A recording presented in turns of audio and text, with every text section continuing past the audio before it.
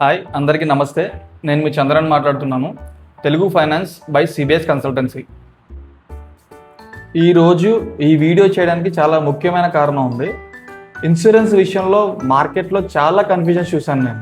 అసలు term plan అంటే ఏంటి, ఎన్ని రకాలు ఉన్నాయి, ఇన్కమ్ ప్రూఫ్ లేకుండా టర్మ్ ప్లాన్ తీసుకోవచ్చా, కొత్తగా మ్యారేజ్ అయిన వాళ్ళకి ఏ ప్లాన్ బాగుంటుంది, అప్పుడే పిల్లలు పుట్టిన వాళ్ళకి ఏ ప్లాన్ బాగుంటుంది, మిడ్ ఏజ్లో ఉన్న వాళ్ళకి ఎలాంటి ప్లాన్ కావాలి, రిటైర్మెంట్లో మనం ప్లానింగ్ ఎలాంటి ప్లాన్ తీసుకుంటే బాగుంటుంది.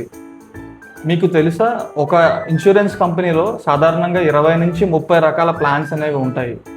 సో మీ అవసరాన్ని బట్టి, మీ ఆర్థిక పరిస్థితిని బట్టి మీరు దాంట్లో ప్లాన్ అనేది సెలెక్ట్ చేసుకోవాల్సి ఉంటుంది. ఈ కన్ఫ్యూజన్ నుంచి పూర్తి అవగాహన కల్పించడానికే ఈ సిరీస్ని స్టార్ట్ చేస్తున్నాము.